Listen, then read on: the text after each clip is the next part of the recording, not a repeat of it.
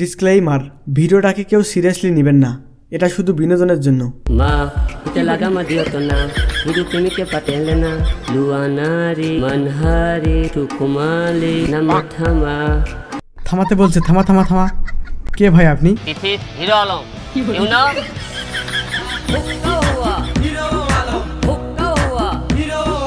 কই, আমি তো চিনি না।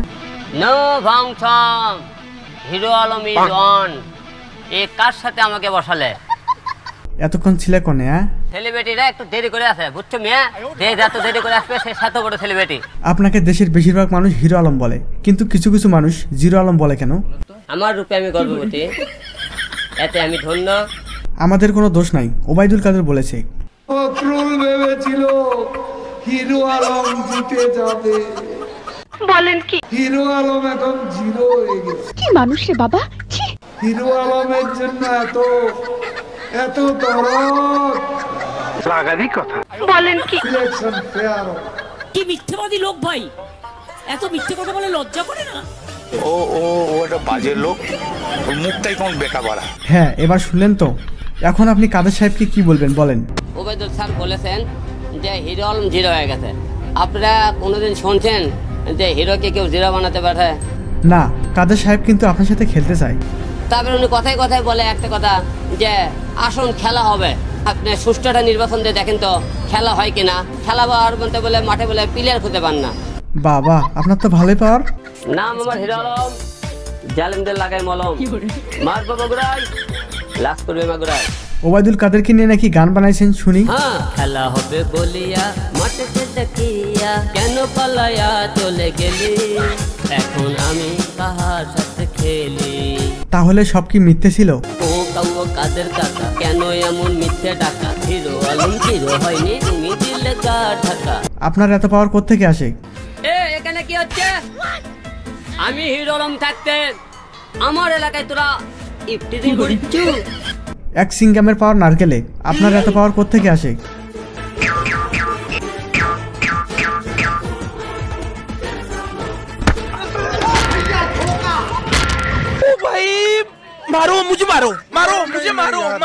হিরো আলম আজ শাহরিয়ার ভাইয়ের শোতে এসেছে। আরে, এটা কেমন হেয়ার স্টাইল? আপনার কানে কিছু পড়েছেন মনে হয়। দেখি, ওই পাশে দেখি। কেন ভাই এমন স্টাইল কেন আজ? আপনি বড় বড় সব স্টার প্রোগ্রামে শো বানান, আপনি শোতে আমি যদি এইরকম গ্রামের গিয়েও ঘুরতে লাগান আসি, আমার তো এই শো দেখবে না মানুষ, শো দেখবে না। হিরো আলম হওয়ার গল্পটা বলেন। প্রথমে ছিলাম শুধু আলম, তারপরে হলাম ডিশ আলম, তারপরে হলাম সিটি আলম, মনের মধ্যে রং দেখলাম একজন হিরো হবো। আস্তে আস্তে নিজের টাকা খরচা করে হিরো হয়ে গেলাম। কথা কি ক্লিয়ার না ভেজাল আছে? হিরোর কারণে আজকে সবাই গোটাল বিশ্ব আমরা চিনি। এখন যেভাবে লোক আপনি সেইভাবে হিরোর কারণে আজকে গোটাল বিশ্ব চিনতেছে। আমরা স্বীকার করি না। আপনি স্বীকার এটা করলে কি না স্বীকার করলে কি, জনগণ স্বীকার করে আমি এখন গোটাল ওয়ার্ল্ডে পৌঁছে গেছি। তাহলে আপনি কি নিজেকে বাংলাদেশের সব থেকে বড় সুপারস্টার মনে করেন?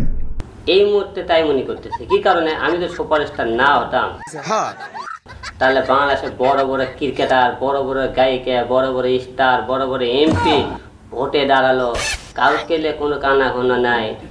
হিরো আলমকে মানুষ একটা মাথা ব্যথা কেন? তাহলে বাংলাদেশে আমি সবচেয়ে বড় স্টার এখন। তাহলে আপনার নায়িকা হিসেবে কাকে নিতে চান? এখন কারো কথা বলতে চাই না, পরিচালক গুলো মনে করেন পরিমণি হোক কুড়িমণি হোক আর জরিনা দিলে যাদের দিবি তার সাথে আছে।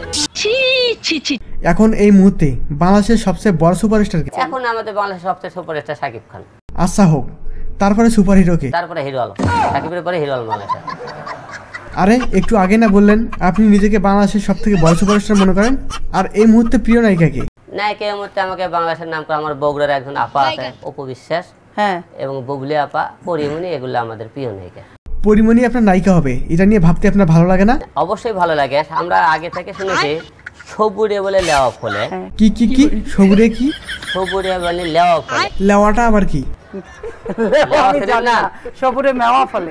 ভুল হতেই পারে, যেহেতু আমরা মুখ দিয়ে একটা হতে পারে, ভুল হতেই পারে। হ্যাঁ, অসুবিধা কিছু না, এটা মাইন্ড করার কোনো কারণ না। না, কেন মাইন্ড করবে? আপনার কি মনে হয় আপনি সালমান খানের থেকে এগিয়ে যাবেন? যেমন দেখেন সালমান খানের ব্যাপারটা দেখেন, লাইকের দিকে সবচেয়ে দিকে আমি তো টার্গেট করে নিই সালমান খানকে, আমি লাইকের দিকে ভিউয়ার্সের দিকে আমি তার থেকে এক ধাপ এগিয়ে যাবো। পরবর্তীতে কি তাহলে শাহরুখ খানের থেকেও এগিয়ে যাইতে চাইছেন নাকি? আবার পরবর্তী শাহরুখ খানকে এগিয়ে যাবো নাকি এই মুহূর্তে বলতে পারছি না। তবে আশা করা যায় কিছু আগে যেতে পারবো এটা। শাহরুখ খানকে পেছনে ফেলতে পারবেন সেই কনফিডেন্ট আছে? হ্যাঁ, যেহেতু সালমান খান আমার 12 টাকা পিছনে ফেলেছে, নেক্সট ট্র্যাকে সাথে শাহরুখ খানও হতে পারে। তাদের পেছনে ফেলবেন বাংলা ছবি দিয়ে নাকি হিন্দি ছবি দিয়ে? বাংলা সিনেমা গান দিয়ে, বাংলা সিনেমা দিয়ে যেহেতু আমি তোলপাল করছি, বাংলা দিয়ে অবশ্যই আপনি দেখা যাক কতটুকু আগতে পারি। টার্গেট আছে যেহেতু আপনি সালমান খানের খরচ করছে, এবার আপনি শাহরুখ খানের খরচ করার চিন্তা ভাবনা আছে, সেই হিসাবে আপনি যে কোনো সিনেমায় বলেন খরচ করার চেষ্টা চালাবো আমি। বাংলাদেশের প্রধানমন্ত্রী হলে কি করবেন? এখন বাংলাদেশে যখন প্রধানমন্ত্রী হয়ে গেলে প্রধানমন্ত্রী যে কর্মকাজ কার্যে প্রধানমন্ত্রী সেই অনুযায়ী চলতে হবে, দেশ চালাতে হবে। প্রধানমন্ত্রী হলে প্রধানমন্ত্রী হয়ে 1 নম্বরে কি করবেন? 1 নম্বরে প্রধানমন্ত্রী হওয়ার পরে আপনি আজকে প্রধানমন্ত্রী হওয়ার পরে আমার তো মনে করেন ওই প্রধানমন্ত্রী যে কার্যকলাপে যে কাজ করছে চতুর্দিকে মন্ত্রী এলে এইসব বুঝে নিতে তো আমার 2-4-6 মাস যাবে। সঠিক বলেছেন। তারপরে বোঝা লাগবে 1 নম্বরে কি করা যায়। কি করবেন আপনি বলেন না শুনি একটু। প্রধানমন্ত্রী হবে কি করবেন, আমরা দেশটা যাতে সুন্দর ভবিষ্যতে আমরা চালাতে পারি দেশটা। কি বলে যে আগে আমরা দেখেন এটা আপনি সিনেমা গল্প করে আপনি মিটনের হাতে এম এ ফাটাকিষ্ট একটা 7 দিনের মন্ত্রিষ্ট একটা পদ পায়। ফাটাকিস্টের মতো করবেন? হ্যাঁ, তো এইরকম ফাটাকিষ্ট লাগে কিছু করে দেখাতে মানে হিরো আলম কিছু পারবে।